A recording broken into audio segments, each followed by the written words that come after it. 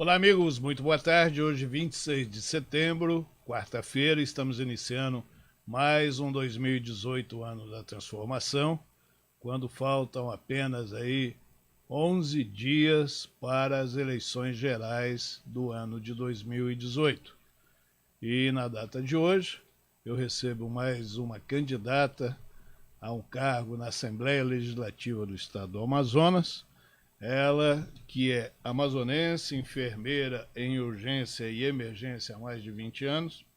Ela é casada com um oficial da Polícia Militar do Estado do Amazonas. Ela é docente em enfermagem e segurança pública e mãe de 2 filhos e uma família que sempre foi voltada para a área de enfermagem, e ela colocou o nome dela pelo trabalho que ela realiza durante esses anos todos, para ver se tem o poder de realizar políticas, principalmente voltadas para a saúde pública, onde as pessoas possam ser melhores assistidas. Eu recebo aqui com muito prazer a candidata a deputada estadual pelo Partido Patriotas, Janaína Vilaça. Boa tarde, Janaína, prazer em tê-la aqui conosco. Muito bom você estar aqui conosco. Boa tarde, obrigada, Osvaldo. Obrigada a todos que nos assistem hoje. Obrigada pelo espaço. É uma oportunidade ímpar nesse cenário que nós estamos vivendo. Muito obrigada. Janaína, sempre eu faço a primeira pergunta aos candidatos que aqui vêm. Por que você quer ser deputada estadual pelo Amazonas? Bom, por quê? Então, faz alguns anos que eu venho sendo provocada pela minha categoria, por familiares, por amigos, pela forma como eu trabalho, como eu me expresso. Eu sou uma pessoa muito crítica da situação, do cenário que nós vivemos, e, enfim, do cenário político, não só do Amazonas, mas também do Brasil. E faz muitos anos que eu venho sendo provocada e sempre permaneci nos bastidores, apoiando, acompanhando, ajudando os colegas que resolviam embarcar nesse desafio, e também outras personalidades, porque eu sempre procurei agir de forma muito responsável nos processos eleitorais que nós vivemos até aqui. E esse ano, eu acredito que 2018, o título do programa é bem apropriado, porque eu acredito que 2018 será realmente o ano de mudanças. Para mim, 2018 é um divisor de águas. E aí, depois de muito refletir, o colega que eu sempre apoiava, ele resolveu não vir esse ano por questões particulares, né, ou questões pessoais, e aí ele me instigou e disse que acreditava ser esse o meu ano. E após consultar a minha família, os meus amigos e a Deus, né, que foi em primeiro lugar, na verdade, eu resolvi que esse era o momento e resolvi me dar essa chance e ver se realmente era isso que Deus queria para a minha vida, para a vontade dele, né, que eu viesse a colaborar para o nosso Estado, para a nossa sociedade, com a minha fala, com o meu posicionamento, que eu pudesse ter a oportunidade de sair das redes sociais e contribuir efetivamente para tudo aquilo que eu defendo, que eu critico e que eu acredito. E o que você defende, Janaína? Eu defendo principalmente, Osvaldo, justiça social. E quando eu falo justiça social, não é essa coisa demagógica que você pode avaliar. Você quer coisa mais justa do que você poder estar doente, chegar numa unidade e ser bem assistido, ser atendido na hora, sem ter que aguardar, você precisar de uma medicação e ela estar disponível. Você quer coisa mais justa do que você poder, como há tempos atrás, acho que você lembra disso, ir e vir da sua casa, ficar na frente dela, sem a sensação de insegurança. Você quer coisa mais justa do que você poder colocar teu filho em qualquer escola, porque você sabe que qualquer uma delas será boa, né? Você quer coisa mais justa do que você ter um familiar, ou você ser um docente, um policial, uma pessoa do comércio, e você saber que você vai trabalhar, que você vai receber o seu salário, né, o dinheiro do seu só, e que no final do mês você vai conseguir pagar suas contas, sustentar a tua família com eles. Então, eu acredito que como deputada estadual, eu vou poder falar a favor disso, eu vou poder agir, e isso, para mim, que é a justiça social. No aspecto, eu quero dividir aí dentro das plataformas que você carrega contigo. Vamos começar então pela saúde. Tá? Hoje, o Brasil é um retrato do descaso, né? É um retrato onde o ser humano, ele, na linha de atendimento e na linha de reconhecimento de ser um próximo, ele fica lá atrás, não é isso? Outros valores aí foram colocados aí para fazer um perfil de como o cidadão e o ser humano deve ser tratado. Obviamente que aqui também nós temos os nossos problemas, né? Eles são reconhecidos, existe aí, desde a entrada desse governo que aí está, pelo menos foi feito um diagnóstico, e a gente sente em alguns lugares de melhores, mas a gente sabe que o sucateamento desse setor ele já vem há muito tempo, né? Isso não é de agora, e às vezes para você consertar a sua casa leva um pouco mais de tempo, né? Com a sua experiência profissional, por ser uma enfermeira em urgência e emergência, né? Qual a sua opinião sobre o que está acontecendo com a saúde pública brasileira e o que deve ser feito para que isso, pelo menos, tenha aí, atenuar de uma forma aí mais rápida para que o cidadão e a cidadã possa ser assistido de uma forma mais digna? O que está acontecendo, você foi muito apropriado na utilização da palavra sucateamento, porque hoje eu tenho uma subutilização das minhas estruturas, pelo menos aqui no Amazonas, concentrado na capital, veja bem, nós temos excelentes estruturas, mas isso não chega para o meu interior. Não é? As estruturas que eu tenho, elas vêm sendo sucateadas, elas vêm sendo subutilizadas. O investimento, ele é localizado onde interessa. Eu não vou utilizar a palavra onde traz votos, enfim, né? Onde interessa. E as verbas não chegam. E nós sabemos que tem dinheiro, nós sabemos que os valores existem, né? Ainda há pouco tempo nós tivemos aí a descoberta de não só uma, como 2, 3 operações onde foram verificados desvios expressivos. E se esse dinheiro fosse aplicado realmente em, primeiro, pessoal. Hoje nós temos uma defasagem absurda de pessoal necessário para atender a demanda em saúde no estado do Amazonas. Nós temos 4 prontos-socorros importantes na nossa capital. Nós temos o João Lúcio, temos o Platão, temos o Delfina e temos o 28 de agosto. E se você construir mais 2, eles ainda vão lotar. Entendeu? Então, o problema, ele vai da base para o ápice, né? Hoje você vai nos prontos-socorros e pessoas que poderiam estar fazendo um controle de hipertensão numa unidade básica de saúde, né, poderiam estar fazendo um atendimento primário num SPA, ele vai direto para o pronto-socorro, porque ele diz que o SPA não funciona, que não tem máquinas, que não tem profissionais, que ele espera muito. E então você vê todo esse escalonamento acontecendo. Nós não temos pessoal suficiente. Há um tempo atrás, que um importante equipamento de diagnóstico foi consertado. Ele existe em 3 prontos-socorros, ele estava funcionando em apenas 1. Entendeu? Então, e nós ainda temos os hospitais, vamos dizer assim, de apoio. Adriano Jorge, Hospital Universitário Getúlio Vargas, que é federal, mas é um importante, existe convênio com a Suzan, e é um importante ponto de apoio para a nossa saúde na capital. Fora o interior. Para você ter uma ideia, os pacientes de Humaitá, quando têm algum problema, eles precisam ser deslocados para Porto Velho para realizar cirurgias, como, por exemplo, cirurgia ortopédica, que é uma coisa que um perfurador, alguns fios, um bom profissional, né, você realiza. Então, se você me perguntar o que está acontecendo na saúde hoje, eu vou utilizar a sua palavra, está acontecendo o sucateamento. Nós não temos pessoal suficiente, as unidades não são equipadas como devem, tá?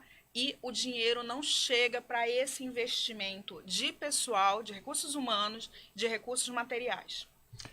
Eu quero aproveitar dentro desse tópico que nós falamos, aqui o programa 2018, ano da transformação, porque mudar é preciso, justamente ele veio nesse período eleitoral para que a sociedade possa conhecer aquelas pessoas que estão colocando seus nomes à disposição da própria sociedade cuja sociedade irá outorgar uma procuração através do voto para que essa pessoa eleita venha representá-lo aí no período de 4 anos para os deputados, 8 anos para os senadores, 4 anos para os governadores e 4 anos para os presidentes da República.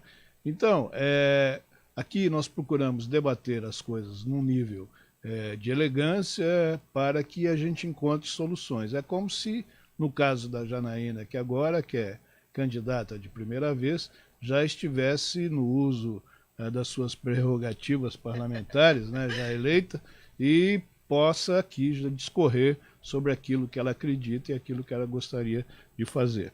E você pode participar desse programa através do WhatsApp 984152544 ou através da nossa página Amazon Play TV Digital no Facebook, como aqui algumas pessoas já estão se manifestando. Eu quero só dar uma informação, Janaína, que é uma região que eu conheço bem, e para que se pratique a justiça, né? Eu sou uma pessoa que eu sou apartidário, não tenho minhas preferências, não tenho a coisa. Mas hoje eu dei até uma notícia que está na página A3 do Jornal do Comércio.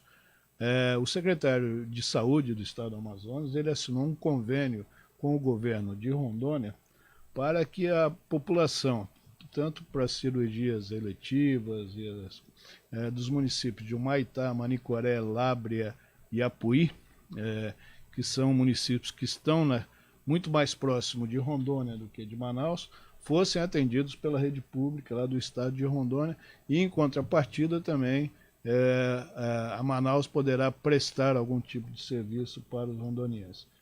Eu só queria... Isso foi uma matéria que nós hoje está sendo veiculada aqui no Jornal do Comércio, e eu sei que é muito mais fácil atender alguém de Humaitá lá em Porto Velho do que aqui pela própria distância, e tem uma estrada. Lá 319 funciona, né? Que é uma coisa que a gente briga aqui há muito tempo. Então, vamos lá. Assim, falando da parte que como profissional, pelo seu conhecimento. Veja bem, que é muito mais fácil, acho que é uma palavra bem interessante, Oswaldo, porque veja bem... Fácil pela distância, né? O estado do Amazonas é um estado geograficamente muito complicado. Olha só, né? Quantos municípios você elencou que são possíveis de atender. Uma das minhas propostas na minha plataforma é que nós possamos construir ou reformar ou adaptar as unidades que já existem, por exemplo, em Humaitá. Próximo de Humaitá, vamos dizer assim, na órbita de Humaitá, você tem vários municípios, né, cujas comunidades, né, carecem da mesma solicitação. É muito perigoso você fazer um deslocamento. Claro que se fosse feito, ele ia em ambulância, em questões adequadas, mas veja bem, em vez de você prestar um atendimento imediato, para uma cirurgia, por exemplo, né, você vai ter que deslocar alguns quilômetros, aquela pessoa vai passar algum tempo dentro de uma ambulância, quando se você tivesse um corpo clínico, uma unidade por polo, que é essa a minha sugestão, que se construam hospitais de média complexidade por polos, para que você possa... Em cada região dessa. Isso, e você possa atender aquelas cidades satélites, aquelas comunidades satélites, dentro do nosso próprio estado, sem essa necessidade de deslocamento. Porque, como eu volto a repetir, nós temos verba, nós temos dinheiro para isso. Então, por que eu preciso assinar é um paliativo? Parabéns para o secretário de Saúde que teve essa preocupação em fazer isso para, vamos dizer assim, para resolver um problema imediato. Mas no futuro, por que não fazer isso? Por que nós não termos em Humaitá uma unidade de média complexidade que atenda, que tenha um raio-x operante, um tomógrafo, que tenha profissionais médicos das especialidades, pelo menos básicas, ortopedia, cirurgia geral, ginecologia, clínico geral, para atender na cidade mesmo, sem essa necessidade de deslocamento. Quanto tempo é de Porto Velho a Humaitá, Oswaldo? Eu conheço a estrada, né? São 2 horas de viagem. 2 horas de viagem, 2 né? horas Para e quem pouco. precisa fazer uma cirurgia, Concordo, para né? quem precisa... Então, a gente dá o problema, e como você disse, a nossa vivência em urgência e emergência, ela entende, né, que, por exemplo, você tem uma situação urgente, emergente, o ideal é que você, senão você coloca a vida em risco. E a vida, ela precisa vir em primeiro lugar, entendeu? Nesse aspecto eu concordo plenamente contigo, eu só fiz questão de fazer esse adendo, claro. porque é como você disse, pode ter sido um paliativo, uma coisa que foi encontrada, mas pelo menos vão resolver o problema, ou não vamos resolver o problema dessas pessoas que lá estão. Como eu conheço bem a região e sei, entre uma viagem para Manaus, de Humaitá para cá, ou de Apuí para cá, só via aérea ou fluvial, que é demorada, essa via rodoviária, com certeza, diminui. Mas realmente não é a solução, né? Nós somos um país com entes federativos, cada um cuida da sua casa. É a mesma coisa que o seu marido morasse lá em Porto Velho e você aqui, não é isso? Então. Não ia dar certo, né, coronel? Não é? Então, o que eu quero dizer é o seguinte, eu quero aprofundar um pouco nesse assunto de saúde, que você é uma técnica nisso, você é uma especialista, e às vezes as pessoas esquecem de chegar onde eu quero chegar. Eu conheço um pouco do problema da saúde no Amazonas já há muitos anos, né? Eu já trabalho aqui há muitos anos, já morei no interior, sei das dificuldades, sei dessas coisas. Então, existe uma grande dificuldade também em você conseguir profissionais gabaritados que sejam dispostos a trabalhar em regiões fora da capital. Começar por médicos, por cirurgiões, por anestesistas, aí vem pelos enfermeiros. Existe uma certa dificuldade na captação dessa mão de obra especializada. Isso é um problema, na minha opinião, de gestão, né? De você fazer justamente, proporcionar a esse profissional uma qualidade para aquele, pelo menos, de trabalho, né? Onde ele possa executar com segurança, porque cuidar da vida humana é uma responsabilidade muito grande. Você, com todos esses 20 anos aí nesse setor, o que você acha que deve ser feito para o aspecto de recursos humanos, para que tenha mais facilidade de você conseguir esses profissionais para trabalhar nos lugares mais longínquos aqui do nosso estado? Como você disse, eu acredito, e está no meu rol de propostas, o que falta hoje é uma valorização. Porque, veja bem, eu brinco quando eu digo que no nosso estado, né, do Amazonas para fora, você chega em Belém, você sabe disso, a gente vai para qualquer lugar do país de carro. De ônibus, vai embora. No Amazonas, nós temos o agravante de, em alguns lugares, você só chega a nado ou voando. Não é? E boa parte do nosso interior é assim.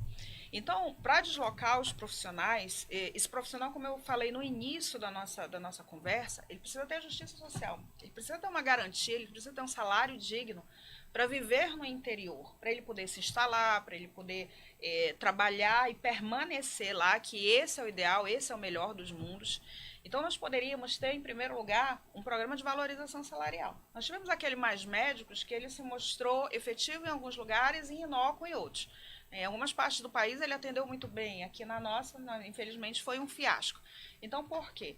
Porque é que, vamos dizer assim, para os Mais Médicos eu tive uma verba para pagar 10, 15, 20 mil reais para um médico exportado. E quando eu vou ofertar, você já viu... Cujo salário ia um pouquinho só para esse médico. Sim, e o resto a gente sabe para quem Mas a verba ia, total, vamos dizer assim, saía da saúde. E quando você vai ver o edital de concurso, quando você vai ver um edital de terceirização, quanto se oferece de salário para o médico, para o enfermeiro, para o odontólogo, para o farmacêutico, e assim vai.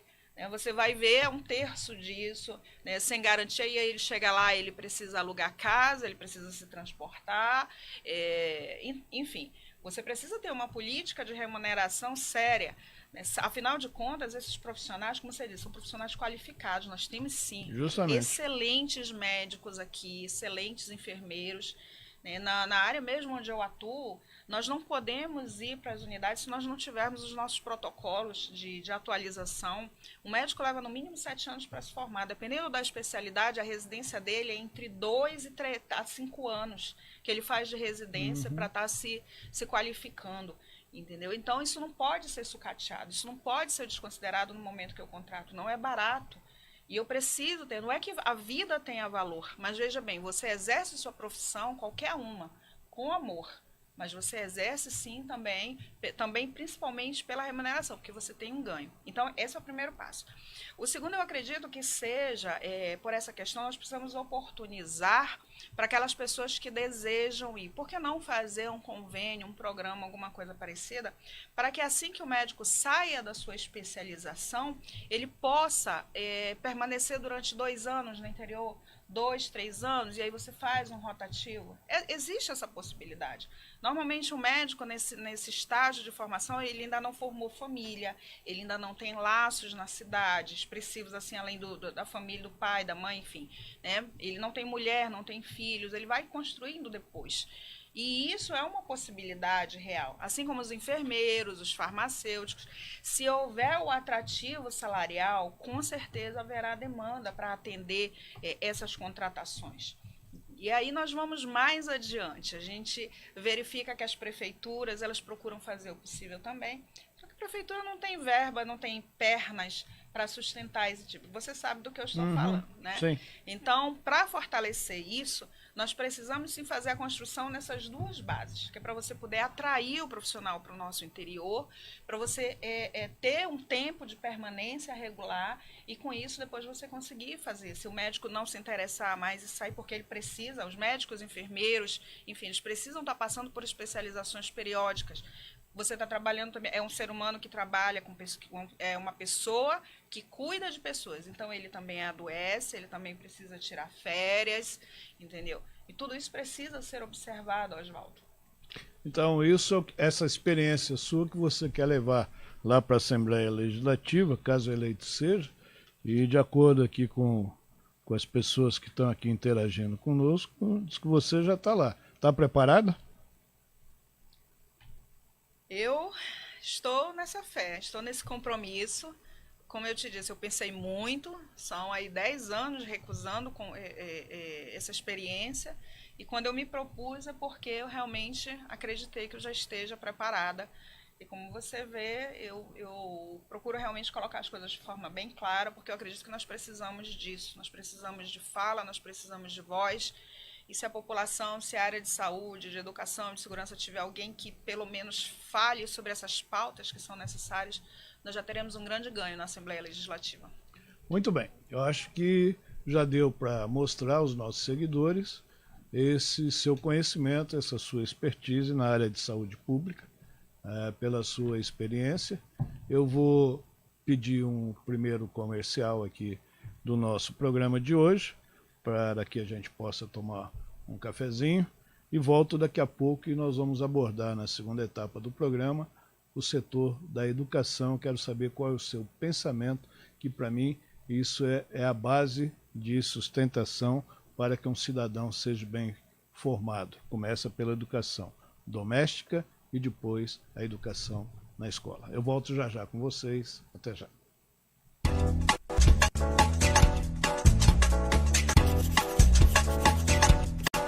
Este ano, o seu celular vai ser um instrumento para tornar as eleições mais transparentes. Eu vou te explicar por quê. Você pode nos ajudar a fazer uma fiscalização da apuração final dos votos. A missão é simples: fotografar um ou vários boletins de urna às 5 da tarde no dia das eleições. Boletim de urna, ou simplesmente BU, é uma espécie de extrato, um papelzinho como este aqui, com os totais de votos para cada candidato. Os mesários imprimem o BU e colam na porta da sessão eleitoral a partir das 5 da tarde. Você fotografa o BU da sua ou de várias sessões eleitorais com o aplicativo Você Fiscal para Android. Você também pode enviar fotos tiradas com seu celular e máquina fotográfica pelo site www.vocefiscal.org. O Você Fiscal vai reunir a maior quantidade possível de fotos e comparar com os dados publicados pelo TSE. Para saber direitinho como fotografar, clique aqui no link na descrição do vídeo, que tem uma explicação bem detalhada. Mas espera! Você sabe por que estamos fazendo essa fiscalização? Meu nome é Diego Aranha, eu sou professor e pesquisador da Unicamp em Segurança Digital e Votação Eletrônica. Em 2012, eu era professor da Universidade de Brasília e participei de testes públicos de segurança da urna eletrônica organizados pelo TSE. A equipe que eu coordenei encontrou a primeira vulnerabilidade na urna em poucos minutos de investigação, mostrando que ela não é tão segura assim. Pois é, os programas que examinamos possuíam vulnerabilidades que não garantiam o sigilo do voto e abrindo a possibilidade de manipulação dos resultados. O pior é que o TSE não realizou o teste de segurança este ano, então nem sabemos se os problemas foram resolvidos ou não. Nosso desejo maior é que o sistema fosse livremente auditável pela sociedade, com código aberto e com registro físico do voto verificável por você, eleitor, sem risco para o sigilo e permitindo auditoria e recontagem. Mas como hoje, nem os programas nem os resultados são diretamente auditáveis pela sociedade, decidimos, pelo menos, fiscalizar o que acontece com o nosso voto depois da votação. Com o apoio de mais de 1.000 pessoas que fizeram doações pelo Catarse, conseguimos financiar o aplicativo Você Fiscal. Todas as fotos que nós vamos tirar dos boletins de urna no dia da eleição vão chegar para a equipe do Você Fiscal, que irá processá-las e compará-las com o resultado publicado pelo TSE. Se um BU impresso estiver diferente do eletrônico, conseguimos detectar erro ou fraude na transmissão dos resultados. E com muita gente usando, a gente consegue calcular um resultado independente, que pode identificar distorções no resultado oficial. Vamos também dar uma lição de transparência. Todos os dados são públicos, todo o código será aberto para que você possa verificar nossa fiscalização. Então, é como eu disse, o seu celular vai ser um instrumento para tornar as eleições mais transparentes. Espalhe essa ideia, foto do BU às 5 da tarde.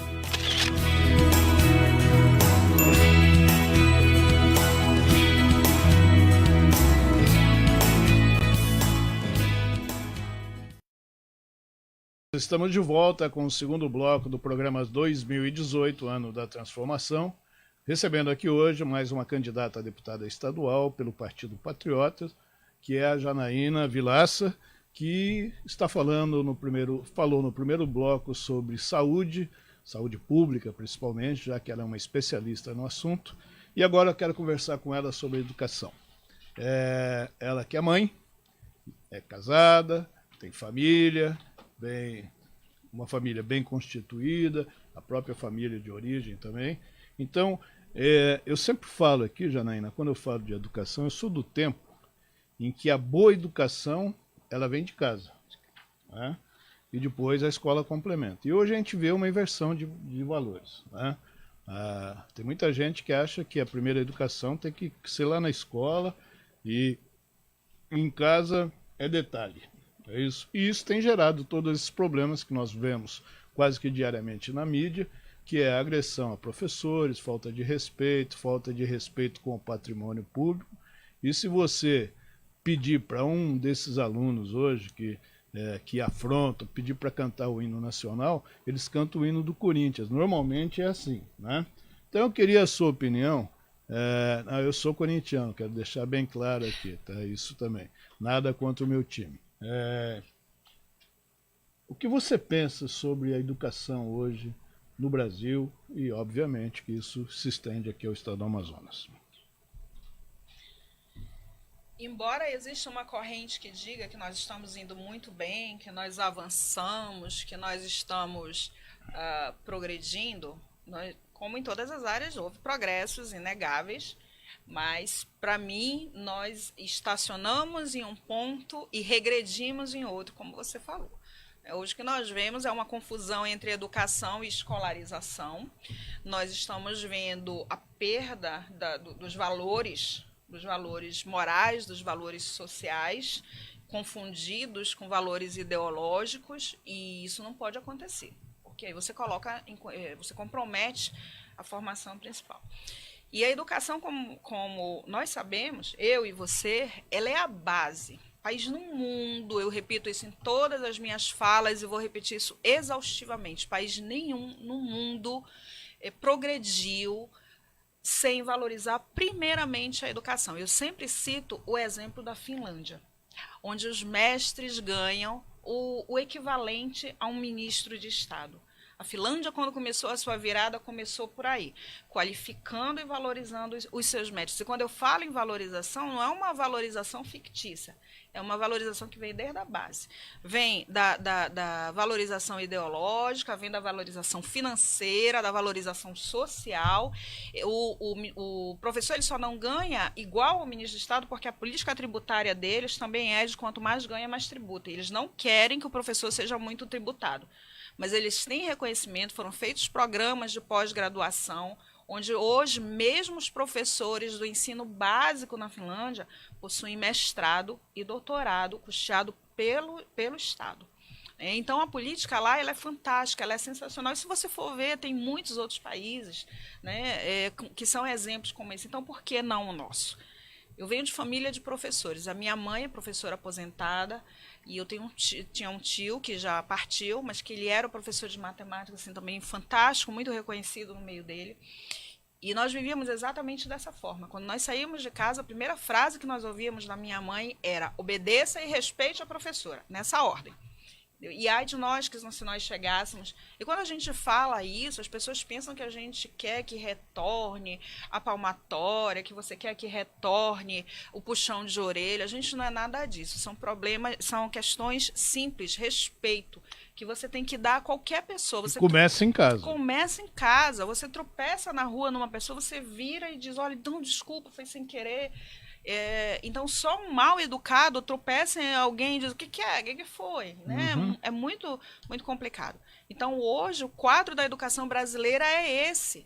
Né? Por ser necessário hoje, aí lá vem o papo de feminista, né? Que algumas pessoas não concordam, mas eu vou falar porque é minha visão. Com essa necessidade da inserção da mulher, do aumento cada vez maior da mulher no mercado de trabalho, esse achatamento dos salários, nem sempre as famílias têm um número reduzido de creches, nem sempre as famílias têm possibilidade de estar colocando os filhos em creches ou pagando alguém para acompanhar. As crianças ficam meio desassistidas, então ficam verdadeiros reizinhos. E os pais não entendem que as crianças são reis, rainhas, princesas dentro do seu espaço doméstico. Fora de casa, ela é uma criança como outra qualquer e ela deve se comportar e respeitar. E isso a gente aprende em casa. O professor não é babá. Escola não é celeiro. Entendeu? Não é depósito de criança. Ele vai para lá para aprender, para ser escolarizado. Eu não quero trocar de assunto. Você acabou de dizer que você é uma feminista. Não, eu não disse que eu sou feminista. Eu disse que aí vem um papo que parece de feminista. Eu sou feminina. Eu vivo na amplitude dos meus direitos, a minha condição de mulher e dos meus deveres também. Eu não abro mão disso. Eu faço questão de ser bem arrumada, de ter meu lugar no mercado de trabalho, mas na mesma proporção eu não vejo problema nenhum em meu marido abrir a porta para mim, carregar as compras, me servir, pagar a minha conta. Arrumar a cozinha. A cama, por que não, né? Deixar a toalha no lugar. Então eu não vejo problema nenhum nisso. Eu que entendi um pouco errado esse programa do feminismo, isso. Que eu não quero sair do assunto educação, mas eu ia aproveitar, para perguntar para você se você está entre aquelas que é hashtag ele não. Não, de jeito nenhum, eu sou hashtag ele sim. Hashtag ele sim, porque no momento ele... sobre essa situação que eu te falei, da confusão de valores morais, sociais, com valores ideológicos, ele é o único, e aí nós vamos usar a linguagem aqui da região, né, do Norte e Nordeste, ele é o único cabra com peito para encarar isso, né, sem medo do politicamente correto. E as pessoas dizem assim: mas eu quero um país justo e com liberdade. Você quer mais liberdade do que tudo que eu mencionei no início? De forma nenhuma. Então, respondeu a minha pergunta. Hashtag ele sim. Vamos continuar então no assunto educação. Eu queria, já que nós falamos do ele sim, e é uma coisa que ele defende no programa dele também, eu queria a sua opinião sobre as escolas militares, né? Mas nós vamos falar das escolas militares, são aquelas, e os colégios da Polícia Militar, que tem uma diferença entre um e outro, não é? Mas, no fundo, a base da educação é a mesma. Então, eu queria a sua opinião sobre isso. Eu sou defensora desse modelo. Sou defensora desse modelo, primeiramente porque é um case de sucesso absoluto, incontestável, e não precisa ter uma expertise muito grande para entender que ele é. Os colégios da Polícia Militar, até o ano passado, possuíam os mais altos IDEBs do Estado, tá? Que é o Índice de Desenvolvimento do Ensino Básico. Então, se você for observar, só isso fala por si. Tá? Sem contar que o que os colégios, a forma, a filosofia dos colégios, que é disciplina, honra e educação, também são valores que por si só dispensam comentários. Então eu sou uma defensora desse modelo. Eu penso que até o Estado conseguir oferecer algo equivalente em matéria de eficiência de ensino, de estrutura pedagógica e disciplinar, nós precisamos das escolas militares, sim. Inclusive, no município, nós já temos 2 escolas com estética militar, onde a corporação cede um policial militar por 30 dias, ele vai, faz toda a adaptação, todo o treinamento, né, e em seguida eles ficam fazendo o acompanhamento. Entendeu? Então, isso tem se mostrado de um sucesso absoluto, e o hashtag ele sim, né, viu isso e, vamos dizer assim, comprou essa briga, e não sem razão. O que nós assistimos hoje é um desmonte desse modelo por conta de questões, na minha opinião, veja bem, a minha opinião, Janaína Vilaça, por questões de política. Né? Quando eu te falo política, por quê? Nos últimos 3 anos, nós vimos a abertura de 7 outras escolas militares. E isso causou uma corrida, uma saída, uma evasão das escolas particulares para as escolas militares. E dizer que isso não incomoda é balela. Incomoda sim, entendeu? Então, a gente está vendo um combate aí. Em vez de estarem brigando para que as escolas estaduais, para que as escolas públicas subam até o nível das escolas militares, para que elas, vamos dizer assim, aí sim elas se tornem desnecessárias, não. Estão tentando baixar o nível das escolas militares. Para você ter uma ideia, desde que essa briga começou, que foi proibido uma determinada taxa de contribuição, uma determinada doação que nós, pais, fazemos voluntariamente. Eu digo nós porque eu tenho 2 filhos na escola militar. A escola começou a se desmontar e a SEDUC não consegue, apesar de todos os esforços. Eu quero deixar claro isso. Porque as pessoas pensam que quando a gente fala das falhas administrativas em saúde, educação e segurança, a gente está falando de pessoas. Nós sabemos que as pessoas que trabalham dentro do sistema, elas matam um leão por dia. E então, a SEDUC, apesar dos esforços de alguns profissionais que estão lá dentro, ela não consegue prover. Existem escolas que estão há algum tempo sem professor. Existem escolas que não têm papel higiênico, que não têm material escolar, que o fardamento chega já quase na metade do semestre. Existem escolas que não têm agente de limpeza, como dentro das escolas militares. Então, se eu sou defensora desse modelo, eu sou sim. E eu espero realmente que o hashtag ele sim ganhe, para que esse modelo permaneça forte até o Estado conseguir cumprir o seu papel de oferecer uma educação de qualidade e igualitária para todo cidadão amazonense. Você falou do IDEB, e isso realmente é muito importante, porque ele é justamente o que mede a educação nos estados federativos, né? E nós vimos aqui no estado do Amazonas, realmente você tem razão quando você diz que o IDEB estadual, e nós tivemos aqui até recentemente o secretário de Educação no Estado, que hoje é ministro da Educação, né? Então, mas, em contrapartida, a gente vê que o município, a rede pública do município de educação, tem conseguido manter um IDEB aceitável, vamos dizer assim. Não é o ideal, né? Então, quer dizer, nós temos nas 2 pontas o município, as escolas militares, e no meio o Estado perdendo o terreno. Eu queria uma análise sua sobre isso.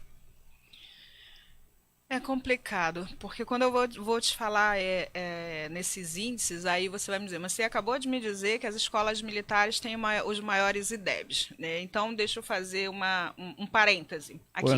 Quando eu falo no IDEB das escolas militares, além do índice, né, de comprovação, eu tenho também os índices de aprovação, por exemplo, em PSC, em ENEM, em processos seletivos do IFAM. Né? E os alunos das escolas militares têm excelente desempenho, você pode mensurar isso nas listas de aprovação e na inserção deles no mercado de trabalho. Infelizmente, o mesmo não acontece nas escolas do município. Quando houve a divulgação, eu fui uma que acompanhei, quando houve a divulgação dos índices, né, do IDEB municipal, se você visse, você deve ter acompanhado, aliás, a quantidade de protestos de pais, né, dizendo que os índices eram maquiados, que na escola não estava assim de fato, professores também que entraram lá e desmentiram essas situações. Nós sabemos hoje, Oswaldo, que desde que há 15 anos o governo que aí está ascendeu ao poder, o partido, vamos dizer assim, foi criada uma política de aprovação compulsória. Posso falar isso sem medo. Tá? Até o 5º ano, o aluno não pode ser reprovado. Isso é uma política nacional, né? Então, isso é uma política nacional. É por isso que hoje nós temos analfabetos funcionais. Nós temos analfabetos funcionais. A pessoa chega, vá para o Facebook. Você olha uma pessoa, você entra no perfil dela, nível superior completo, faculdade e tal. E aí você vai acompanhar as postagens e você encontra coisas sobrenaturais em matéria de gramática, de ortografia. E você fica se perguntando que nível superior foi esse. Você imagina o ensino básico. Né? Eu me lembro que quando eu tinha 12 anos... O próprio nome já diz, o básico é a base, né? Isso. Eu lembro quando eu tinha 12 anos, a minha mãe colocou na minha mão toda a coleção de literatura brasileira. José de Alencar, Machado de Assis, e eu tive que ler inteira. Eu acho que eu demorei dos 12 aos 14 anos para conseguir e ela me cobrava. Hoje você vai verificar essa situação, o modo de leitura, né, e a tecnologia, na mesma forma que ela nos salva, nos serve, muita coisa ela nos estraga. Hoje o modo de leitura dessas crianças, desses adolescentes, é celular, é Facebook. Eu lembro que eu cheguei as aulas de gramática já sabendo as palavras, às vezes, por instinto, de tanto ler obras boas, com vocabulário riquíssimo, e hoje nós não temos isso. E a educação municipal, a educação estadual, ela está passando por esse processo. Nós precisamos resgatar a alfabetização, né? Você viu os índices em português e matemática, certo? E nós precisamos resgatar. Então, os índices municipais, pelo que eu acompanhei, diante dos protestos, das respostas, e foram, né, não sei quantos mil comentários, parecem ser só números, é o que eu tenho a dizer. Muito bem, recebendo aqui a candidata a deputada estadual pelo Partido Patriotas, a Janaína Vilaça, falando agora sobre educação. Ela já pôde demonstrar aos senhores o pensamento dela, o conhecimento dela sobre esse setor também, e vamos para o próximo intervalo e na volta eu vou falar sobre um assunto que é clamor nacional hoje, que é o problema da segurança pública. Então eu quero saber qual é o pensamento dela para esse setor, caso eleito seja, qual seria a contribuição que ela pode dar para o setor de segurança como deputada estadual. Ok? Eu volto já com vocês. Até já. Natal tem a tradição de rever bem seus turistas. Assim como da 20 Hotel, com uma localização privilegiada a poucos metros do maior shopping da cidade e amplos espaços para eventos empresariais e social, o da 20 Hotel é sinônimo de conforto e bons serviços. Em Manaus, hospede-se da 20 Hotel.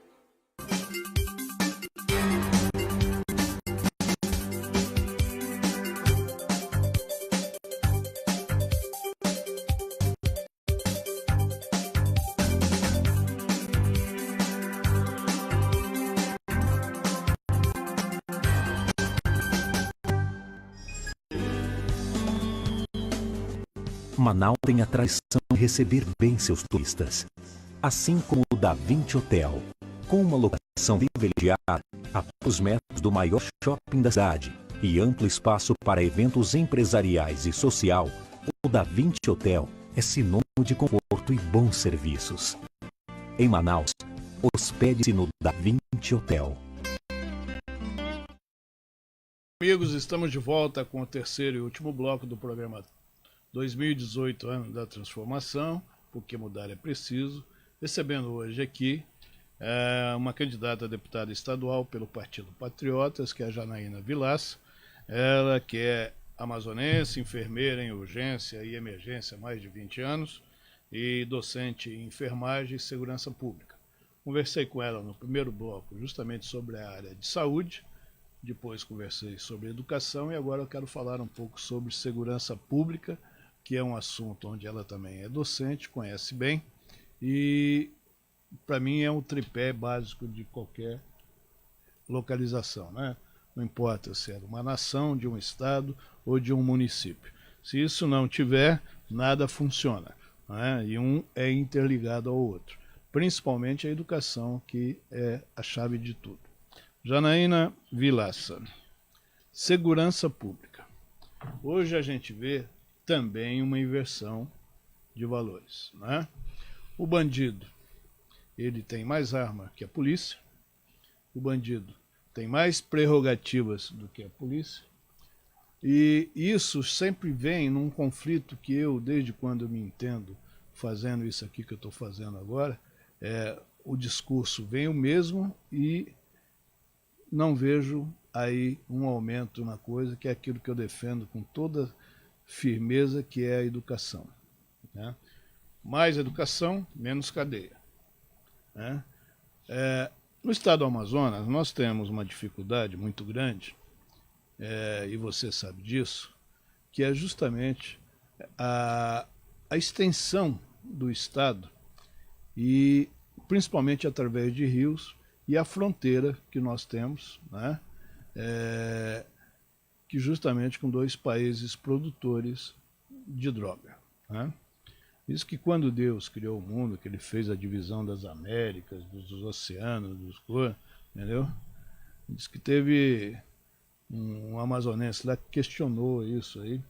Ele falou, não, você não tem que se preocupar, lá não vai ter terremoto, não vai ter mais, você vai ver os dois países que eu vou pôr como fronteira com o seu estado para ver o que vai acontecer, né? E eu acho que esse é um dos grandes problemas da segurança pública local, que a gente vê um crescente, né, na área problema de drogas, e hoje, além de ter um certo número, né, de pessoas que partem para a violência, para o não respeito à vida humana, eles estão brigando entre eles, né, as próprias facções, que isso aumenta o serviço da segurança, e você tem que estar o tempo todo aí falando e pensando em como programar e como enfrentar isso.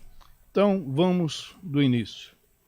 Janaína Vilaça pensa o que da segurança pública e quais seriam os projetos, caso eleita seja? Ela deu uma respirada assim, mas eu deixei de propósito, e a pergunta é de propósito. Estou fazendo porque eu vi que ela domina.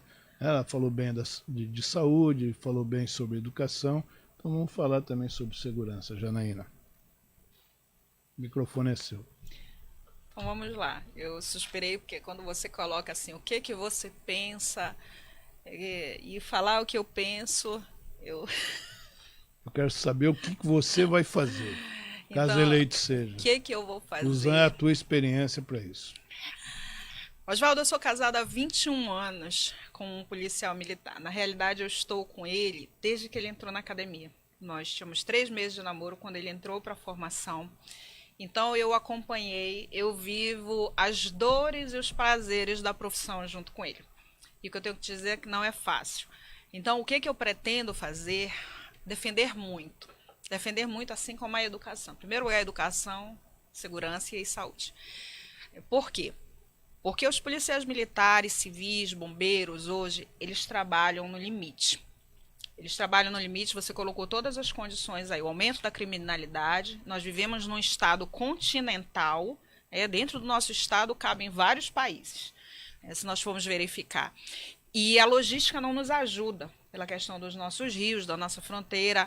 As nossas Forças Armadas fazem o possível para atuar ali, mas não conseguem atender a demanda. Infelizmente, isso é uma realidade. Isso é uma realidade que nós verificamos todos os dias pela quantidade de droga que é apreendida, pela situação que nós vivemos hoje, de você não ter uma logística, uma estrutura para atender essas fronteiras. Então, defender muito, primeiro, aumento de efetivo.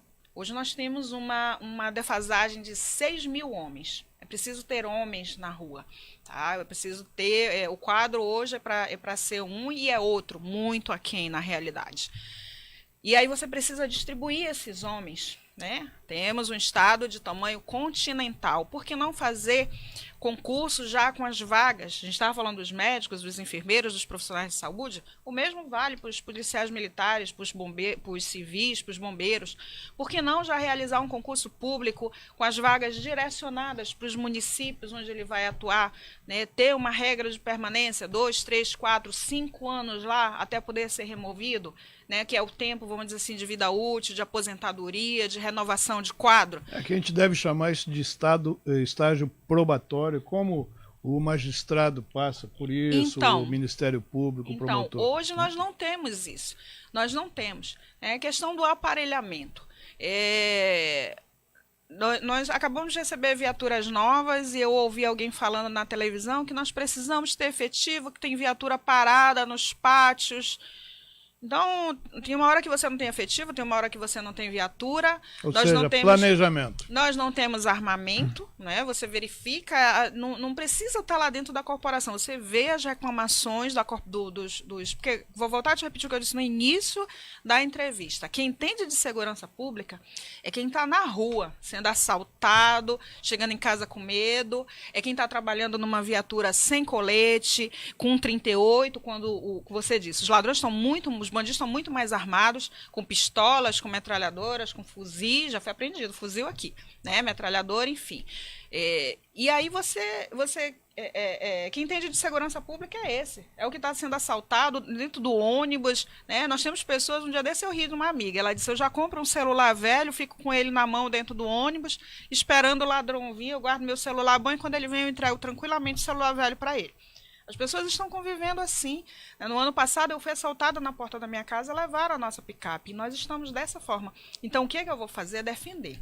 Defender uma remuneração digna, defender o aumento de efetivo, defender o aparelhamento, esse dinheiro todo que é apreendido aí de origem ilícita, de origem ilícita, por que não? Criar uma lei, por que a gente não se articula com a bancada federal, né, com o Senado, para que seja utilizado, seja confiscado esse dinheiro do crime e revertido para o aparelhamento da nossa segurança pública? Sabe quanto dinheiro tem aí? Inclusive, isso é uma tese de doutorado de uma pessoa que está aí e pode muito bem ser aproveitada. Eu verifiquei e é possível. E existem países que fazem isso. Aqui o dinheiro vai para o fundo, fica depositado, até que corra todo o processo legal da ampla defesa e do contraditório, o dinheiro fica... Por que não reverter? Nós sabemos que tem fundo. E aí, se no final, né, porque tem casos assim em que realmente não dá para, mesmo correndo o processo da ampla defesa do contraditório, você ter dúvida que a pessoa é culpada. Então, pelo amor de Deus, né, você tem milhões aí parado em carros, em apartamentos caros. Por que não reverter isso em prol da segurança pública? Né? Os policiais militares hoje ou não têm colete ou trabalham com colete vencido. Né?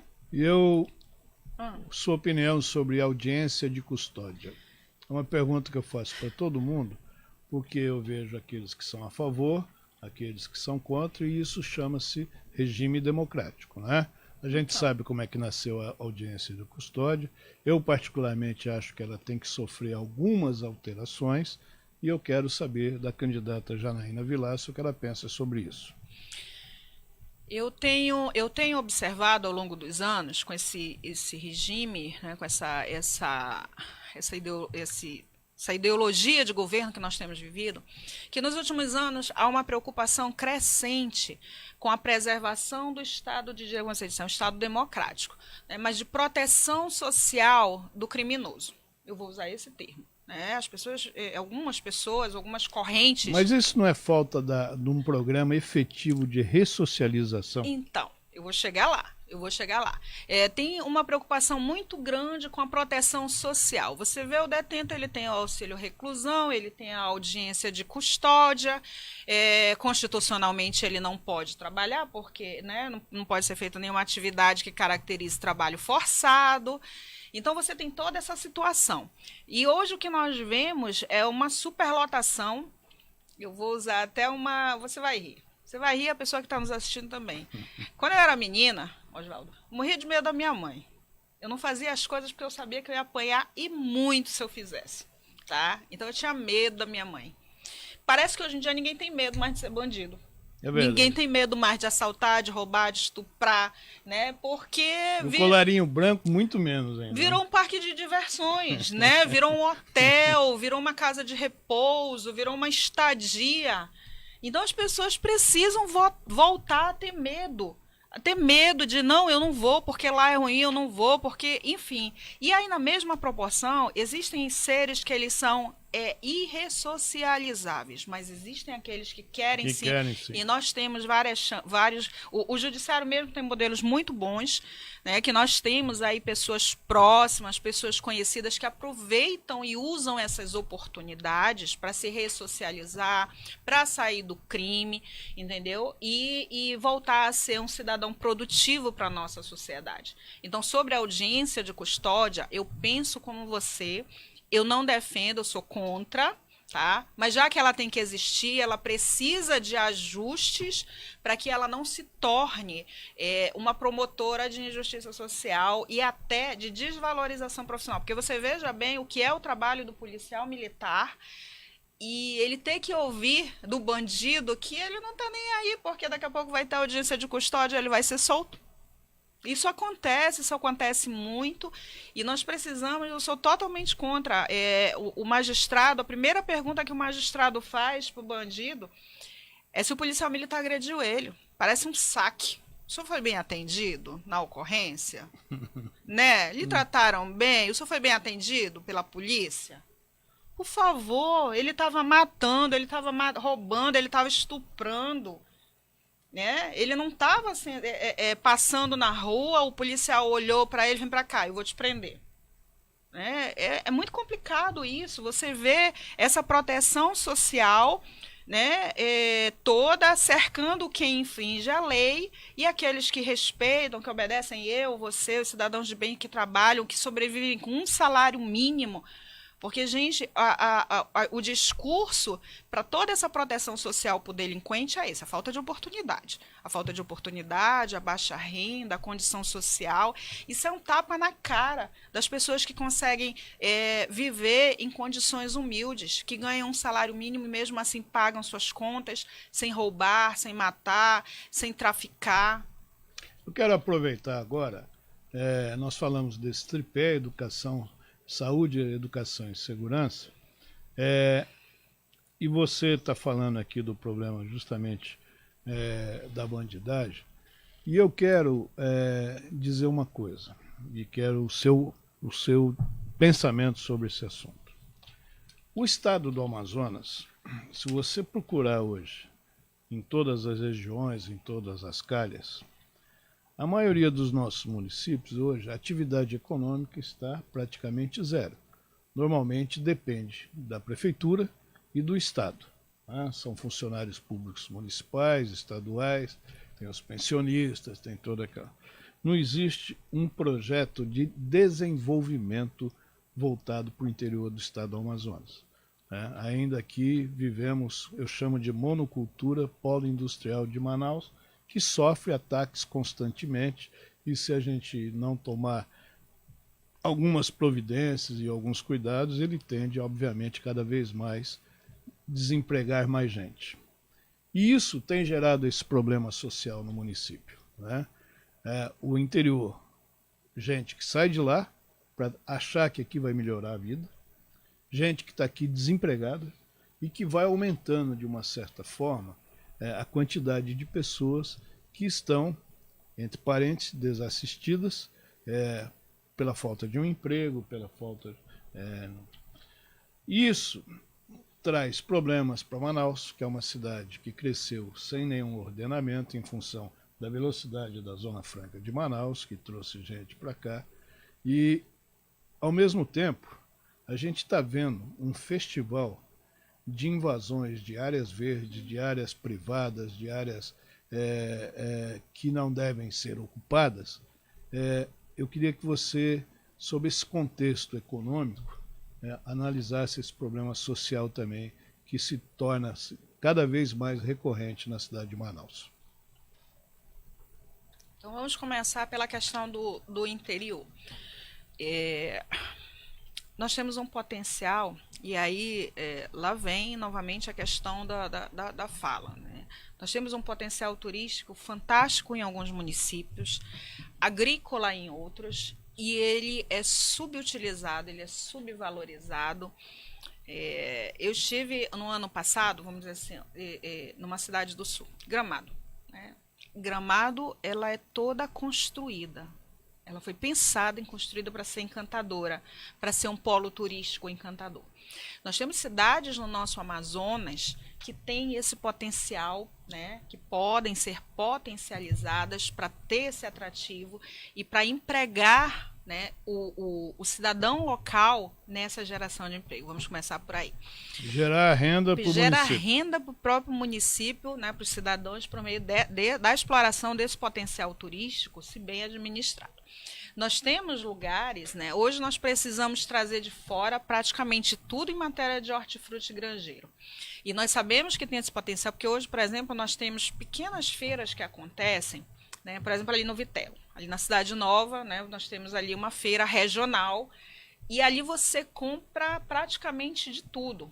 Então você vê que se aquelas pessoas que estão ali conseguem produzir e vender, por que outros lugares não? A gente sabe que tem a questão do solo, a questão da cheia, da vazante, mas isso, o nosso interiorano, ele domina muito bem, ele conhece muito bem. E essa questão até da cheia e da vazante é um comentário que eu vou fazer depois. E nós podemos sim ter uma cadeia produtiva, né, para aumentar isso. Então, muitos grandes supermercados da cidade preferem trazer do eixo Rio-São Paulo, né, Sul-Sudeste, algumas coisas que vêm a preço caríssimo do que valorizar a produção regional, até porque hoje a produção regional ela não atende se eles fossem passar a comprar daqui. Então, isso precisa ser visto, essa situação, como você falou, precisa existir projetos, e eles existem, mas eles não saem do papel. Eles não são potencializados para que essas pessoas possam ficar retidas e só virem para a capital se quiserem ampliar e desenvolver. Porque o problema não é vir para a capital. O problema é vir para a capital sem condições, desassistido. Todos eles têm. Sobre essas invasões, elas além de serem... Só para você não ir para esse tópico, né, porque eu quero explorar bem esse lado das invasões, mas eu quero aqui dar um testemunho e até fazer um pedido a você ou qualquer outro que venha sentar lá na Assembleia Legislativa. Existe uma figura maldosa, né, no mundo econômico, no mundo de geração de renda, que é o atravessador. Isso é uma coisa que no Amazonas, né, é muito esses elementos ocultos e invisíveis, porque sempre usa lá no linguajar policial um laranja para estabelecer esse intercâmbio entre o produtor e o consumidor final e aquele que financia. Eu estive recentemente, tem uma região aqui perto de Manacapuru, acho que é Arapapá o nome, se não me engano. Então, eu voltei fascinado, eu fui visitar um amigo que mora lá e eu vi ali, plantado ali na várzea, naquela extensão toda que tem, berinjela. E uma produção de berinjela assim, muito bonita, muito grande. O pepino. Eu vi o maracujá. São grandes produtores de maracujá. Eu tive a curiosidade de perguntar até lá para um dos produtores, que ali eles não estão ainda unidos em cooperativa, mas isso são pequenos produtores familiares, que como é que é isso? Então ele chama, o atravessador lá tem até outro nome, chama-se marreteiro. Olha só que forma como a coisa é falada. E esse rapaz, ele vai lá, esse marreteiro, né, que é o atravessador, que na verdade ele é um marreteiro porque ele deve trabalhar para algum atravessador, né? E paga lá, acho que R$1, R$1,50 do maracujá, que é vendido aqui a R$6, R$7, é esse valor que é.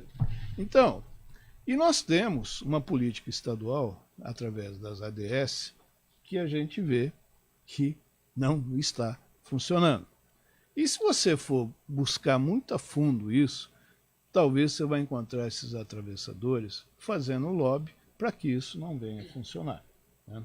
Então, eu peço a alguém que sente lá no Legislativo e o próprio Executivo que olhe isso. Isso é uma forma de resgatar o homem do interior. Isso é uma forma de diminuir a saúde pública, porque esse homem não vai ficar doente, não vai faltar nada, ele vai ter recurso para justamente ter a sua subsistência e de sua família, né? Eu acho, então eu te cortei por causa disso, né? Antes que você entre aí no próximo assunto, tá? E que eu acho que é um cuidado que um legislador estadual deve tomar esse cuidado. As minhas contribuições são todas graciosas, tá? Eu simplesmente, como cidadão, exerço meu direito aqui, meu papel de cidadão para a melhoria. Então, com certeza, até porque pelo tempo de vivência que nós temos, pela experiência, e é por isso que eu me qualifiquei para estar concorrendo a essa cadeira na Assembleia Legislativa, né, viver as dores e os prazeres do nosso Estado nos qualifica, né, como opinadores, como construtores de opinião. E essa questão do atravessador, como você disse, isso é uma coisa que precisa sim ser combatida, porque a gente volta para aquele ponto da geração de emprego e renda. Aquela pessoa ele se torna um empresário, um microempresário, né, o agricultor, e ele acaba gerando ali emprego, gerando renda, gerando a própria subsistência, porque a política que se tem é essa. Apesar do Sebrae oferecer determinados programas, o atravessador, ele é uma pessoa que ele faz parte de um mecanismo que sufoca, inibe e estrangula o crescimento do pequeno agricultor. Pessoas que poderiam, você falou que viu berinjela, eu já vi morango. Já vi aqui uma plantação de morango para as pessoas que dizem que não é possível por conta do nosso clima. A nossa terra ela é fantástica, né? E com o devido cuidado, hoje nós temos técnicas. Assistência técnica, né? Que é uma coisa que falta também. Nós temos a escola agrícola aqui, né? Nós com suporte correto hoje, com desenvolvimento das tecnologias agropecuárias, é possível sim vencer a questão da acidez do nosso solo. E aí nós podemos ir muito mais longe nessa questão interiorana. Cada município pode ter sim o seu polo de desenvolvimento. Nós temos também a questão da exploração, que vai muito longe da exploração de insumos naturais. Por exemplo, tem uma empresa de cosméticos que ela compra daqui, né, os insumos para produzir seus cosméticos lá no Sudeste. Então, por que não abrir uma pequena estação, oferecer incentivos fiscais para que essa empresa abra uma pequena estação? Venha produzir aqui. Uma pequena estação, uma produção aqui, para que os insumos possam sair direto da natureza para dentro dessa unidade e daqui para o resto do estado. Entendeu? Então, nós temos muito, muito a ser feito. Se a gente fosse falar do que é possível, a gente ia passar, né, muito mais horas aqui. E aí a gente pode entrar na questão das invasões. Isso, vamos lá. Deixa eu fazer um agradecimento aqui primeiro. Faça. O Jefferson Fernandes está dizendo aqui, sempre acompanhando as matérias e entrevistas que a Amazon Play nos proporciona e nos informa sobre nossa região e temas mundiais e nacionais. Forte abraço a todos da equipe. Obrigado, Jefferson. Não estamos fazendo nada mais do que nossa obrigação. Eu acho que quando a gente pratica isso que nós praticamos aqui com amor, com carinho, nós estamos contribuindo para desenvolver a cidadania e as pessoas, de uma certa forma, possam estar sempre ligados aqui conosco. Muito obrigado, um abraço para você também. Desculpa. Não, tudo bem. Elogio sempre é bom. Elogio sempre é bem-vindo, né? Eu gosto muito. Eu digo que os elogios eles aquecem a alma e acalentam o coração. São sempre muito bem-vindos, porque aí você tem aquela percepção de que você está no caminho certo. Justamente. Eu gosto muito disso também. Então, vamos lá. Sobre as invasões, embora elas sejam caracterizadas, elas têm uma outra vertente, que é a vertente da indústria. Você sabe que tem, sim, muita gente que vem do interior, desassistida, em baixas condições sociais. Tem aquela pessoa que já tem uma família e acaba constituindo uma família nova e quer desafogar dali vamos dizer, do ambiente comprimido e ter seu espaço e ter seu pedaço. Só que isso acabou se transformando numa indústria. Eu digo isso assim sem medo de errar, porque se você for em algumas invasões não tão antigas na cidade de Manaus, mais ou menos uns 2, 3, 4, até 5 anos, você vai chegar lá e você vai encontrar casas que não correspondem ao perfil de quem não tem dinheiro para pagar um lote de terra. Você vai encontrar comércios bem vultuosos, não é uma taberninha de alguém que está ali tentando melhorar a sua condição financeira, gerar renda para sua família, se sustentar. Você vai ver comércios, casas de material de construção, enfim. Então, se você for fazer um levantamento sério dentro das invasões mais recentes, pouquíssimos moradores são os originais de quando a invasão se deu, quando ela se consolidou. Então, isso é um negócio, parecem gafanhotos, que eles vêm, tomam aquela área, vendem e voltam, né, para fazer já a próxima. E isso, em tempos eleitoreiros, isso não é mais focado. Eu me lembro que há muitos anos atrás, eu moro ali no Parque das Laranjeiras. Há muitos anos atrás aconteceu uma invasão ali, já um bairro bem conhecido, e a polícia foi para lá, né? Era um loteamento, não era uma área de preservação, era um loteamento. Os lotes já estavam pagos, havia pessoas que já estavam construindo, e do dia para a noite aquilo foi invadido. A polícia foi para lá para fazer a reintegração de posse, e um determinado governador chegou lá e disse: comandante, retire a sua tropa, porque com o meu povo eu me entendo. Entendeu? E aquilo ali capitalizou muitos votos, e hoje você vai lá, é um bairro onde, com esse perfil que eu estou te falando, não são casas pobrezinhas, não são casas de invasores, de pessoas que não têm condição. Você vê muita gente que casa e compra um lote, ela paga as prestações e ela compra o material. Você sabe quanto está o milheiro de tijolo, Oswaldo? Se não me engano, é 450, 500. 450. Você sabe quantos milheiros de tijolo são necessários para construir uma casa, assim, de 2 quartos, sala, banheiro, cozinha? Uma casa de 60 metros quadrados deve estar em torno aí de 4 milheiros, alguma coisa. 4 milheiros. É isso? Por aí. Isso. Isso. Né? Aí você soma, vamos deduzir que o comprador seja pedreiro, ele não vai precisar pagar a mão de obra, né? Vamos pensar no melhor dos mundos, ele é pedreiro. Então, ele compra 4 ou 5 milheiros de tijolos, ele compra cimento, ele compra areia, ele compra barro, ele compra o seixo, e por aí vai em média uns 4, 5 mil reais. Você acha que uma pessoa que tem 4, 5 mil reais na mão para construir uma casa desse porte, ele não pode comprar um terreno, ele não pode se inscrever no programa, porque nós sabemos que tem programa habitacional, né, que se for gerido com consciência, se for gerido com os mecanismos corretos, constitucionais, ele vai atender, sim, quem precisa, né, essa pessoa com esse perfil, e eles podem, porque a mensalidade desses programas, se eu não me engano, ela gira em torno de 60, 100 e poucos reais. Você acha que uma pessoa que tem isso aí, depois você entra, a televisão é de última geração, a antena parabólica já está logo lá em cima, você vai ter uma picape na porta, vá nas invasões, você vai ver carros transportando material de construção, são picapes, né? São carros assim que não são chamados carros populares. Então a gente precisa acordar para isso. Sabe por quê? Porque depois a invasão se consolida e é mais um braço onde o governo vai precisar estar urbanizando água, luz, eletricidade, asfalto, escola, e não está conseguindo atender nem as áreas, os bairros já existentes na nossa cidade. Nós não temos essa estrutura de quem paga o seu IPTU, não é? Na rua mesmo, na minha cidade, ali no Parque das Laranjeiras, onde o IPTU das residências é caríssimo, nós não temos a estrutura viária adequada, né? A mobilidade urbana é ridícula, vamos agora entrar em mobilidade urbana, que é a mobilidade urbana da nossa cidade. Se você anda, com certeza, pelas outras cidades do país, você fica olhando como quem olha para uma loja de doces. Você olha as ciclovias, você olha os espaços de lazer, você olha os espaços destinados aos cadeirantes, e você fica sonhando que tem aquilo aqui na nossa querida cidade, no nosso interior, principalmente. Você pensa o que é a mobilidade urbana no interior? Isso também nós temos que pensar do outro lado, porque além do problema do crescimento desordenado, que atrapalhou muito isso, Manaus acho que é uma das poucas, se não for a única cidade do mundo, onde nós temos calçadas aqui para todos os gostos, né?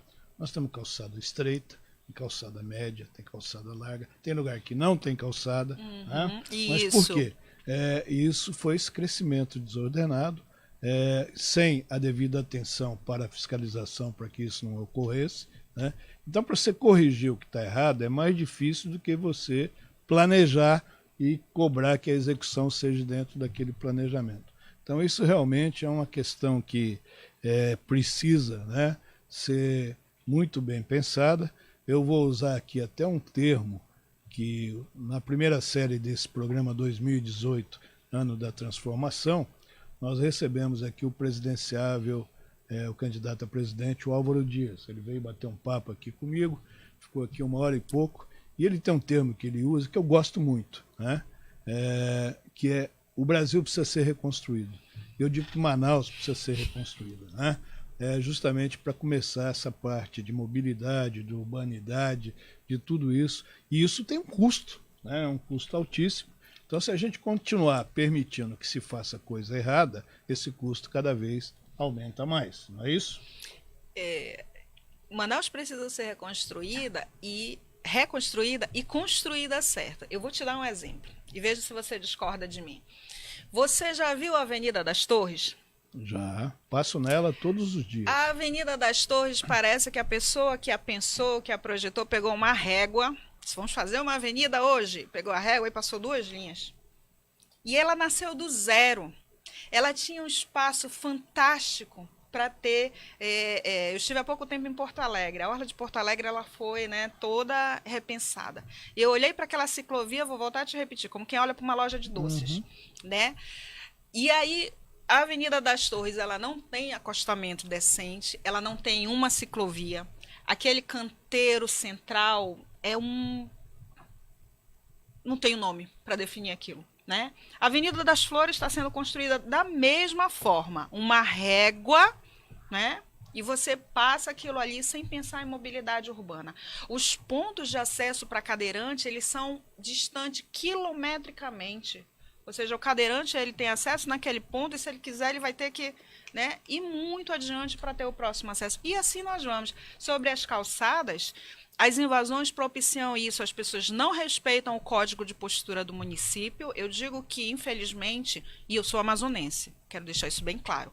Eu sou amazonense, eu sou manauara. Nem parece, eu pensei até que você fosse de origem, assim, nórdica, alguma coisa, né? Eu sou amazonense da gema, dá para perceber, né? Amazonense da gema. É porque quando a gente fala assim, Paulo, a pessoa pensa assim, não é daqui. Né? Aí fala o nome do outro estado vizinho aqui do lado, que também tem características físicas muito parecidas com a nossa. Então, eu sou amazonense e eu digo que, infelizmente, nós vivemos aqui no nosso Amazonas como se a nossa casa fosse o mundo, fosse o estado, fosse a rua. A gente não se incomoda com o coletivo, a gente não se incomoda em pensar coletivamente, né? Eu vou fazer a calçada da frente da minha casa, não me interessa se alguém vai precisar passar ali, eu faço com a estética que eu quiser. Eu não respeito a lei, eu não respeito a mobilidade, eu não respeito o espaço do vizinho. Entendeu? E isso precisa ser mudado, isso é uma questão de cultura, isso precisa ser mudado aos pouquinhos. Agora, eu também, sem querer te cortar, mas já te cortando, já dizia aquele rapaz, né, que depois ficou velho, né, e nós temos aqui, dentro do que você falou, a Márcia Mangabeira está dizendo que invasão dá votos, isso é uma verdade, né? Né?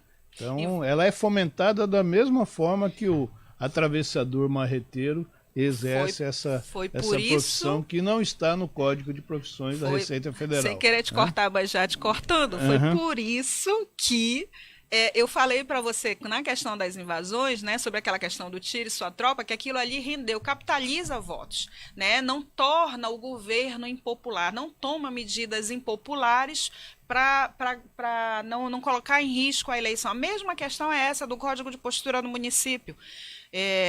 Eu vou voltar um pouquinho lá para a segurança.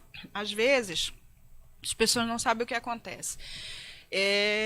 Na questão da segurança, por exemplo, né, a questão da carteirada, dos ambientes, ali na Zona Leste, eu já tive a oportunidade de ver uma amiga reclamando porque ela mora próximo de uma SICOM e o comandante da SICOM estava trabalhando maravilhosamente bem, ele dava aquele horário, ele mandava os bares fechar, né, tinha todo aquele controle, como ele deve ser o trabalho do agente de segurança pública. E aí, com pouco tempo, ele foi transferido, né? E aí não valeu o discurso do time que está ganhando não se mexe. A gente não entendeu por quê. Porque os comerciantes acharam que estavam tendo prejuízo, embora a segurança pública estivesse muito bem, e foram reclamar sobre esse comandante. E aí ele foi retirado. Então, são determinadas coisas que a gente procura entender, a gente quer políticos diferentes, a gente quer uma realidade social diferente, e nós não procuramos ser cidadãos diferentes, eleitores diferentes, nesse sentido, de respeitar as leis, de não olhar só para a minha lucratividade, olhar só para o meu espaço, olhar só para o meu umbigo. Entendeu? Essa questão ela precisa muito cultural, ela precisa ser muito trabalhada, de verificar o que é bom para o coletivo e não só a questão política eleitoral. Mas isso só vai acontecer, Janaína, no dia em que o Estado tiver políticas de Estado, não políticas de governo. Porque a política de Estado é o que permite, né, a continuação de alguma coisa e de correção naquilo. Você roubou uma fala minha. Políticas de Estado. Posso fazer um parêntese? Por favor. Uma coisa que você observa nos princípios constitucionais, um deles é a impessoalidade. Você sabe qual é a primeira providência quando tem troca de governo? Vamos lá, ver se você acerta. Trocar todo mundo. Não. Essa é uma delas. Né? Também. Né? Trocar a marca. Primeira coisa contratar uma agência de comunicação, de publicidade, para verificar qual é a marca que eu devo dar para o meu governo. E aí você vê milhões do dinheiro público gasto para repaginar instituições públicas, viaturas, enfim, impressos, você vê um desperdício. Mas tem uma lei municipal aqui, eu acho que tem estadual também, que isso já não se permite mais, né? Só não é cumprida como inúmeras leis outras leis. Então, a primeira providência é deixar a marca do Zorro. A marca, eu chamo a marca do Zorro. Você falou aí, né? Políticas, eu falo isso também. A gente precisa de políticas de Estado e não políticas de governo. Então, trocou aquilo ali, está dando certo, dá continuidade, não joga dinheiro por quantos programas nós vimos se perder? Aí, quantos projetos nós vimos exitosos, né, na própria segurança pública, alguns programas que foram, vamos dizer assim, trocou de governo, aboliu, repagina, troca o nome, e nisso aí as pessoas pensam que não, mas vai dinheiro público nisso aí. Então, para que a marca do Zorro? É governo do estado do Amazonas, e não governo do fulano, do beltrano, do cicrano, seja lá quem for. Né? Nós somos agentes, nós somos funcionários do cidadão, né? Da população, do povo, e é para ele que nós temos que trabalhar. Muito bem. Foi um prazer, eu conversaria com você aqui até amanhã, né? Mas, infelizmente, a gente tem que seguir aqui alguns horários. E você tem seus compromissos, eu tenho os nossos, mas eu quero dizer para você o seguinte, que foi um prazer assim, muito imenso em te receber, em te conhecer, não a conheci, tá? Eu tenho certeza que nós conseguimos levar para quem está nos vendo que tudo pode ser diferente. E eu quero até falar de um comentário que aqui chegou, eu vou deixar a minha parte, viu, Janilda, de fora, né? Eu agradeço, muito obrigado pelas suas palavras aqui. E ela está dizendo o seguinte, que ela ficou feliz em ver o nível intelectual político crescer no estado do Amazonas. Parabéns ao programa e à candidata que mostra a sua capacidade administrativa. Então é isso que o país precisa. Né? Obrigado, Janaína, se quiser agradecer, ela falou bem de você também. Né? E a Janaína, não, desculpa, a Janaína é quem está aqui, a Janilda. Né? É sua irmã, não? Não tem nada a ver, né? Já, né? Começa já por aí, mas muito obrigado, viu? Então, Janaína, eu tenho certeza que a gente conseguiu aqui mostrar que esse é o papel desse programa, né? 2018, ano da transformação, para que você, que tem uma arma guardadinha lá naquela gaveta ou no armário, que é a única arma permitida ao cidadão, que é o voto. E você tem lá o seu título de eleitor, que aliás hoje colocar aí no meu celular, não preciso nem levar mais o título para votar, basta eu levar o meu celular, né? Então, use isso no dia 7 com sabedoria. Use isso com pensamento. Ainda dá tempo de você pegar essa gama de candidatos em todos os níveis que nós estamos que votar agora no próximo dia 7 de outubro. Você vai eleger um presidente da República. Você tem aí uma gama de candidatos, cada um com suas propostas. Você vai eleger um novo governador para o estado do Amazonas. Temos aí candidatos, tem debate ainda para acontecer, preste atenção, faça seus questionamentos, comente com sua família, com seus vizinhos. O importante é o diálogo. Através do diálogo você vai conseguir melhorar a sua vida e a vida da sua família. Então preste atenção nisso. Aqui no Amazonas e em todos os estados brasileiros, vocês vão eleger 2 senadores. Então nós temos aí um número de candidatos ao Senado da República. O senador é um cargo majoritário que também tem uma importância muito grande para o desenvolvimento do Estado. Então você tem vários nomes, você vai votar 2 vezes para senador. Preste atenção nisso, tá? Porque às vezes vota em um senador que você tem uma preferência já e esquece de votar no outro porque você não procurou conhecer. Conheça todos, né? Não é um número muito grande, dá para você então pensar.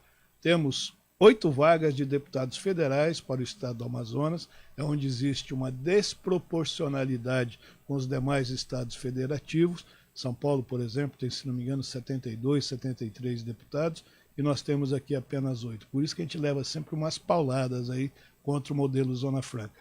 E nós temos na Assembleia Legislativa, que é a Casa do Povo, e você precisa entender isso. A Casa do Povo é a Câmara Municipal, é a Assembleia do seu estado. E lá são 24 vagas que estão para serem preenchidas ou renovadas, e que você tem o direito a qualquer hora do dia ir lá e fazer o seu posicionamento e cobrar aqueles a quem você delegou um voto. Então preste atenção nisso e você com certeza será o grande agente de transformação nesse período eleitoral para os próximos 4 anos, próximos 8 anos para os senadores da República, ok? Então, depois desse meu discurso, Janaína, eu faço questão sempre de falar que é uma forma de você ajudar a população a mudar. Eu vou encerrar aqui o nosso programa, mas antes disso, como faço com todos que aqui vêm, está à sua disposição aí para suas considerações finais, um tema livre, para você comentar o que você quiser. Então eu vou pegar esse gancho que você abriu sobre conscientização de voto, porque, como eu disse no início da minha fala, 2018 é o ano da renovação, é um divisor de águas para todo o Brasil e para a sociedade amazonense não vai ser diferente. Nós temos a oportunidade de mudar, de renovar, de realmente mudar. Porque quando a gente fala em mudança, Oswaldo, assim, soa-se meio demagógico, parece que está todo mundo falando nisso, as pessoas pegam a palavra mudança, a renovação, a seu bel prazer e como interessa. E a população ela já saiu desse nível de ilusão, eu quero acreditar. A nossa sociedade ela está em convulsão. Tá? A sociedade amazonense não é diferente, está em convulsão, pedindo renovação, pedindo políticas públicas de vergonha que realmente atendam. E como eu disse para você, se nós tivermos representantes comprometidos, eu sou só uma das opções que você pode escolher, cidadão amazonense, para renovar. Pessoas que saibam se expressar, pessoas que falem sem medo sobre as pautas que interessam para a sociedade e não da base governista, da base de oposição, da base popular. Você tem inúmeras possibilidades. Então, escolha direito. Estão tentando comprar seu voto? Tá? Deixa ele pensar que vendeu. Deixa ele pensar que você vendeu. Mas exerça o seu direito de escolher. deixa ele provar do remédio amargo dele, porque o político ruim, ele merece isso. Agora, escolha uma pessoa que vá realmente falar pelo que te interessa. A pessoa que depois não vá fechar a porta do seu gabinete sem escutar as tuas necessidades, da tua comunidade, do nosso estado. As necessidades são muitas e a gente precisa, sim, falar sobre elas, a gente precisa defender e ter quem te dê essa voz. O deputado e o vereador ninguém mais é do que a sua voz lá dentro da Casa do Povo, como o Oswaldo falou. Então, preste bem atenção, escolha e dê aos novos candidatos essa oportunidade, já que algumas, tá? Eu posso falar isso, Oswaldo? Posso, né? Pode, eu algumas não sei, né, figuras falar, que estão aí, né, anos e anos se renovando dentro da Assembleia Legislativa, soltando emendas de migalhas, e a gente não vê o real desenvolvimento do interior, nós não vemos o real progresso da saúde, da educação, da segurança, valorização dos servidores, respeito com o cidadão, desenvolvimento do comércio. Então, pense nisso, tá? E não se deixe enganar por frases bonitinhas, não se deixe enganar por presentes, enfim. Eu não preciso, acho que, falar sobre isso, porque o cidadão amazonense, ele não é mais iludido, ele não é pouco esclarecido, e nós temos fé que realmente 2018 vai ser o divisor de águas, e eu me coloco à disposição. Eu estou aqui me qualificando, né, amazonense, enfermeira, trabalho há 20 anos, casada com policial militar, filha de professores. Eu estou aqui me colocando à sua disposição e quem sabe você não me dê a chance de ser a grande surpresa, a grande zebra dessa eleição, né? Já que, zebra, sabe por quê? Eu posso me delongar mais um pouquinho? Posso, né? Eu estou na carreira solo. Tá? Eu não estou apoiada por nenhum candidato majoritário, o meu partido é pequeno e eu não recebi o fundo eleitoral, então a minha campanha está sendo feita nas mídias sociais, com recursos próprios e de 2 amigos que resolveram se juntar e me ajudar, porque eles são da reserva, eu posso dizer, né? Eles são da reserva, não são empresários, até porque a lei não permite mais que empresário banque candidatura. Entendeu? Então, são pessoas, todo mundo que está trabalhando comigo aí é na base da cooperação e da amizade, tá certo? Então, eu não vou ter por que não falar, eu não vou dever minha campanha a ninguém. Ninguém vai poder dizer assim, não fala isso porque eu financiei a tua campanha. Avalie isso, certo? E escolha alguém de perfil, de coragem, para te representar na Assembleia Legislativa. Eu sou Janaína Vilaça e não esqueça esse número no dia da eleição, 51000. Ok. Muito obrigado, então, a Janaína. Antes de encerrar o programa, eu quero aqui a Ivanilde Anselmo, que se manifestou algumas vezes aqui no programa. Ela escreveu aqui: perdi a melhor parte da entrevista, que era sobre a segurança pública. Fui pegar o meu filho no colégio, os meus dados móveis, resolveu deixar a Ivanilde aí na mão. Ivanilde, não tem problema. Uma TV digital, você pode, qualquer hora do dia, da noite, feriado, Semana Santa, você pode assistir. Você entra no Facebook, né, como você já tem, que você estava assistindo, e aí entra aí, Amazon Play TV Digital, que você acessa todos os nossos programas e pode, inclusive, ver essa parte aí que a nossa convidada de hoje sobre segurança pública. E você tem lá uma gama aí, nós já estamos com mais de 70 entrevistas sobre esse assunto, são várias pessoas que já passaram aqui, e você vai poder ver o pensamento de cada um. Esse é o objetivo desse programa aqui. Então, muito obrigado aí por você nos seguir, passe a nos seguir. Esse programa ele tem começo, meio e fim. Então, eu tenho certeza que, como vamos ter segundo turno aí, para algum dos cargos aí, presidência da República, talvez governador do estado. Então, nós vamos continuar aí até o dia 28 de outubro, falando sobre esse assunto. E depois, obviamente, a gente vai recolher o 2018, ano da transformação, e vamos voltar, porque o ano que vem acho que tem 2019, ano de transformação, para o município. São a eleição de prefeito, vereadores, e essa coisinha sempre vai ficar guardada. Se eu tiver saúde, com certeza vocês vão ter que me aturar aí por algum tempo, como já dizia meu amigo Zagallo. Não é isso? Então, muito obrigado. Hoje é quarta, amanhã é quinta, não é isso? Nós temos convidado amanhã, dona Jaqueline. Nós temos... Quem?